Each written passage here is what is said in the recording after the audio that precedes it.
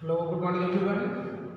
So now continue our class 12 chapter coordination compounds. So our next question, today's question is here. That the question is state the postulate of VBT.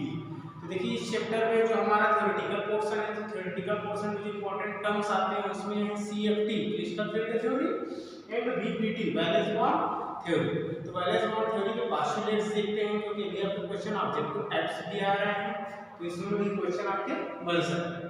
तो पहला जो according to valence bond theory बोलता है कि in the presence of ligand the metal ion used in n-1 d orbital and np orbitals clear for hybridisation.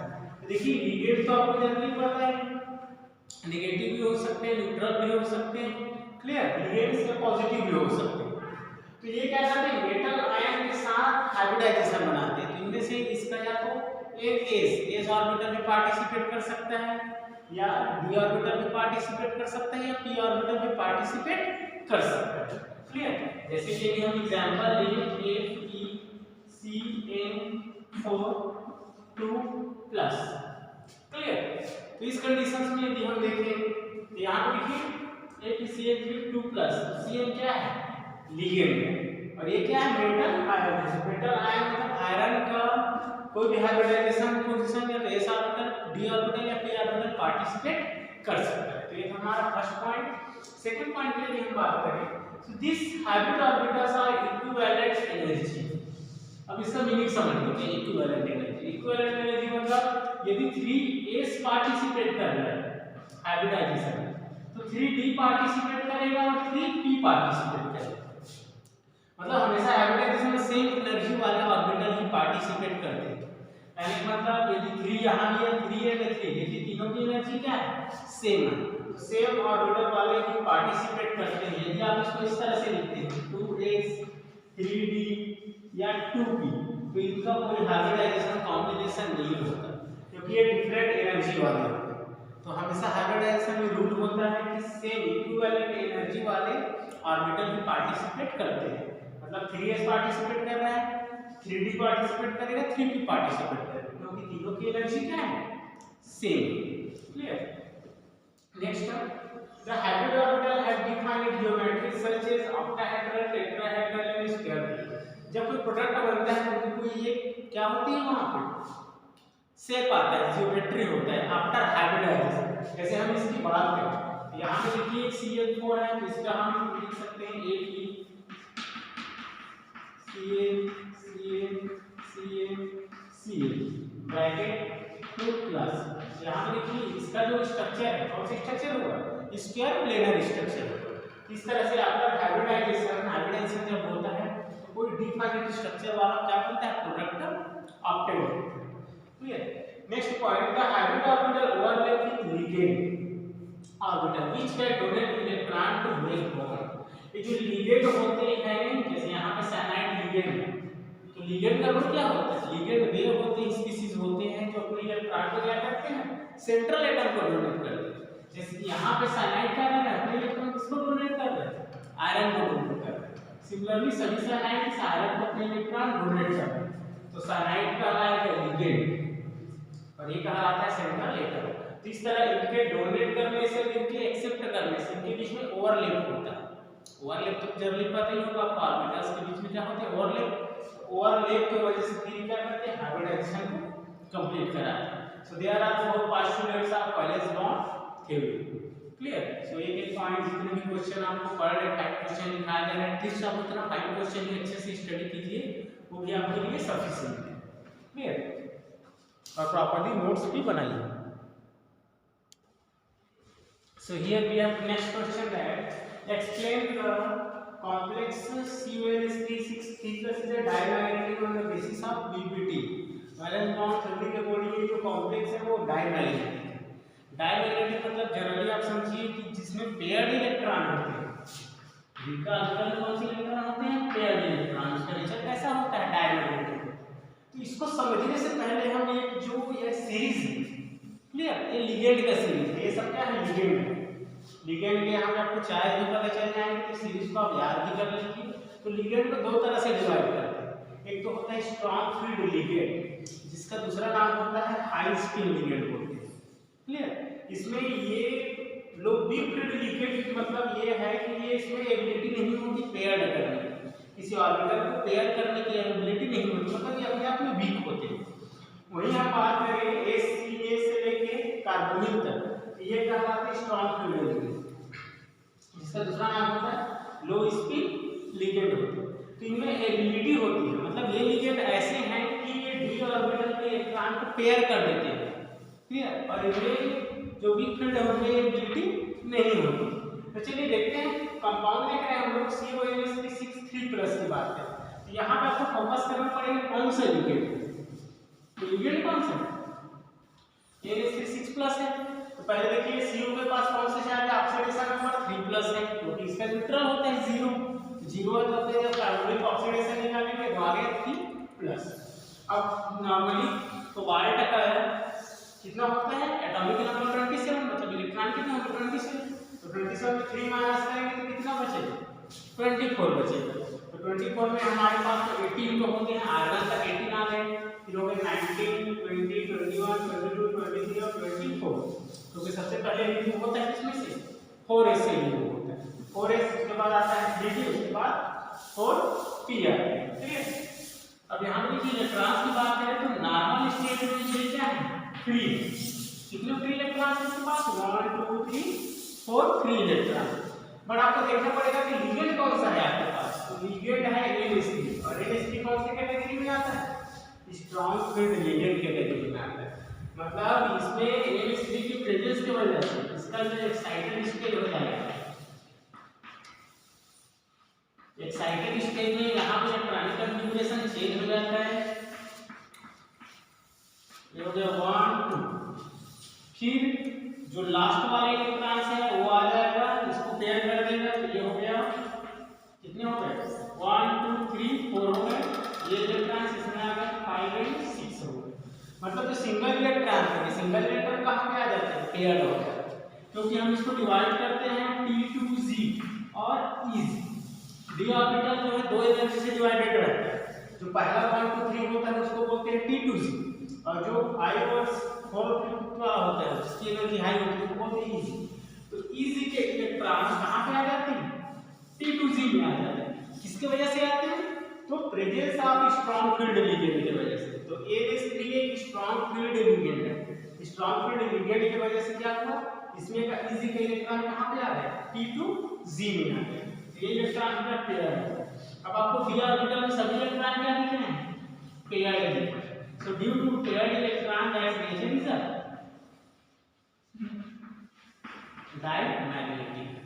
Paired होने की वजह से नेचर क्या होगा? डायमैग्नेटिक। अब चलिए क्वेश्चन यहीं पे थोड़ा सा सॉल्व करते हैं। यदि CO आपको क्वेश्चन दिया जाता, सपोज CO Cl6 3+ अब आपको इसका नेचर पूछता है कि इसका नेचर डायमैग्नेटिक होगा तो पैरामैग्नेटिक होगा। तो यहाँ पे पहला तो आपका आएगा ये नॉर्मल, यहाँ तक तो कॉमन है। सेकेंड स्टेज जो आता है एक्साइटेड स्टेज, तो पहले आप देखिए कौन सा ग्रुप है? क्लोरीन। अब क्लोरीन किस में आता है? वीक फील्ड लिगेंड में आता है। वीक फील्ड लिगेंड की वजह से ये एक्साइटेड स्टेज नहीं बनाता। मतलब यदि क्लोरीन होता इसके जगह पे NH3 की वजह से, तो वहाँ एक्साइटेड स्टेज नहीं होता। एक्साइटेड स्टेज नहीं होने की वजह से क्या होता है? ये जो इलेक्ट्रॉन EZ के इलेक्ट्रॉन जो है T2Z में नहीं जाते, तो सभी इलेक्ट्रॉन्स क्या हैं? फ्री हैं। उस कंडीशन में इसका नेचर क्या होगा? That's nature is a paramagnetic. ये क्वेश्चन भी आपको दिया जा सकता है that CONH3 is a diamagnetic but COCl6 3+ is a paramagnetic. तो उसको इस तरह से आपको लिखना है। तो आंसर आपका आएगा NH3 is a strong field ligand due to in excited stage that electron is paired. Paired का नेचर होगा diamagnetic. But Cl is a weak field ligand. Weak field ligand means से they have no ability to pair electrons. ये जो है electron को pair करने की ability नहीं होती, तो सभी इलेक्ट्रॉन फ्री होंगे। फ्री इलेक्ट्रॉन की वजह से इसका नेचर क्या होगा? पैरामैग्नेटिक होगा।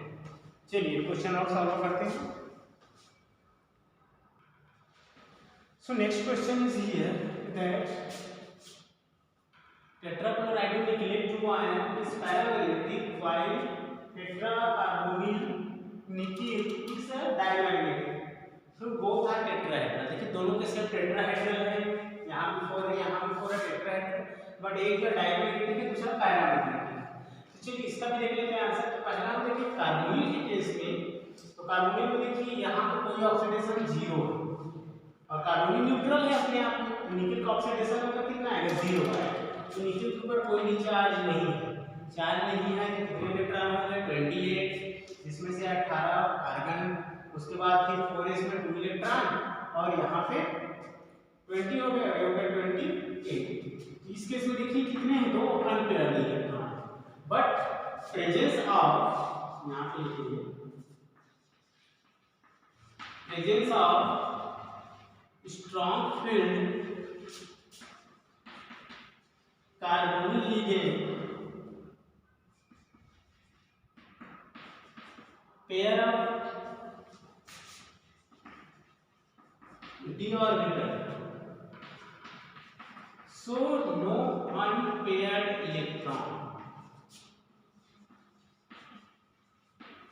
so no unpaired electron। यदि आप इसका एक्साइटेड स्टेट निकालते हैं, एक्साइटेड स्टेट निकालेंगे तो क्या होगा, कार्बोनिल देखिए कौन सी कैटेगरी में आता है, जो सबसे ज्यादा स्ट्रॉन्ग है, strong field ligand. Strong field ligand है तो ये क्या कर देता है, इसके इलेक्ट्रॉन को पेयर कर देता है।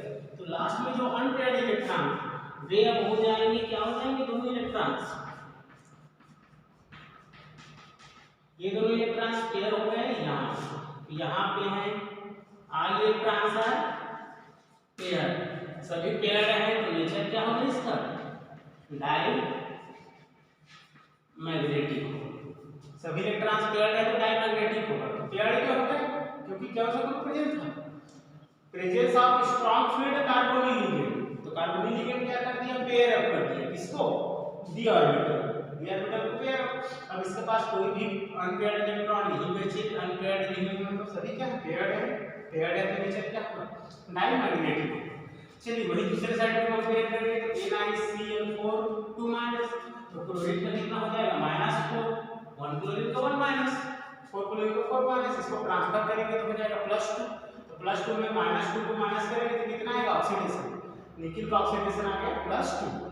अब 28 में 2 माइनस कर देंगे कितना हो गया, 26 है। तो 26 में 18, तो 4s में से पहले गायब होता है क्योंकि लो एनर्जी में से पहले रिमूव होता है। तो 2 इलेक्ट्रॉन चला गया इसमें से, निकल का 4s में से कौन चला गया, 2 प्लस था, 2 प्लस मतलब 2 रिमूव हो गया। तो 28 में से 2 रिमूव हुआ 4s से, बाकी बचेंगे किसमें, 3d में। तो 3d में देखिए 2 अनपेयर्ड इलेक्ट्रॉन्स, क्या है, 2 अनपेयर्ड इलेक्ट्रॉन्स। तो यहाँ पे लिखेंगे आप presence of weak field chlorine ligand can not able pair of d orbital, clear, can not able pair of d orbital। So presence of unpaired electron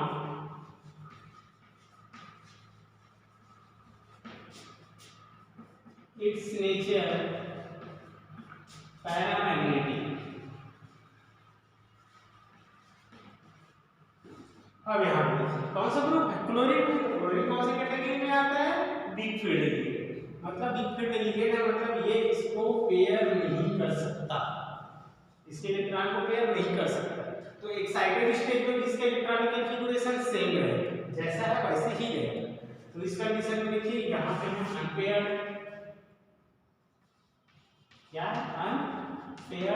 unpaired होने की वजह से इसका नेचर क्या होगा, इट्स नेचर इज पैरामैग्नेटिक। तो ये series आप याद कर लीजिए, हाइड्रोजन तक H2O तक का कैटेगरी में आता है वीक फील्ड में, बाकी आते हैं स्ट्रॉन्ग फील्ड। जहां स्ट्रॉन्ग फील्ड रहेगा वहां पे सेंट्रल इलेक्ट्रॉन का जो d ऑर्बिटल है वो पेयर हो जाता है, जो फ्री इलेक्ट्रॉन है क्या हो जाएंगे, पेयर हो जाएंगे। यदि वीक फील्ड रहा तो पेयर नहीं होते। तो यही डिसाइड करता है कि इनर ऑर्बिटल कॉम्प्लेक्स बनेगा कि आउटर ऑर्बिटल कॉम्प्लेक्स बनेगा, क्लियर। अब इनर ऑर्बिटल आउटर ऑर्बिटल या क्वेश्चन उससे भी देख लेते हैं, फिर आपको ये क्लियर हो गया होगा। तो पैरामैग्नेटिक कौन से नेचर में होता है, डायमैग्नेटिक। यदि पेयर्ड हो तो डायमैग्नेटिक, सिंगल हो तो पैरामैग्नेटिक। और कौन जो है सिंगल को डबल में कन्वर्ट कर सकता है। तो जो स्ट्रॉन्ग फ्री डेलीगेट होते हैं, याद भी कर लीजिए, NCN से लेके NH3 EN साइनाइड और कार्बोनिल तक, ये सब क्या है स्ट्रॉन्ग फ्री लिगेंड में आते हैं। बाकी जितने भी दिख रहे हैं सब वीक फ्री डेलीगेट। यदि ये रहेंगे तो फिर ये क्या होगा, अनपेयर्ड ही रहेगा। क्लियर।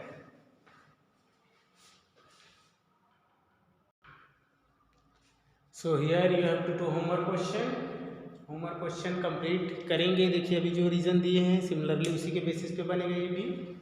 उसको कंप्लीट कीजिए और ग्रुप में सेंड कीजिए। एटलीस्ट आप लोग जो होमवर्क दिया जाता है उसको कंप्लीट करके सेंड करिए। ठीक है। यहाँ पे देखिए एक रीजन न्यू आया है कॉन्सेप्ट स्ट्रांगली पैरामैग्नेटिक और वीकली पैरामैग्नेटिक। देखिए दोनों में पैरामैग्नेटिक वर्ड आ रहा है, तो दोनों में अनपेयर्ड इलेक्ट्रॉन्स। तो पैरामैग्नेटिज्म एक हेडिंग दे देते हैं आपको, paramagnetism directly proportional to number of unpaired electrons। मेरे से जिसके पास जितना ज्यादा अनपेयर्ड इलेक्ट्रॉन हो उतना ज्यादा पैरामैग्नेटिक। और दोनों में आप निकालिए किसमें ज्यादा अनपेयर्ड इलेक्ट्रॉन आ रहे हैं। जिसमें ज्यादा होंगे वो स्ट्रांगली पैरामैग्नेटिक होगा, जिसमें कम होंगे वो weekly paramagnetic. Okay, thank you.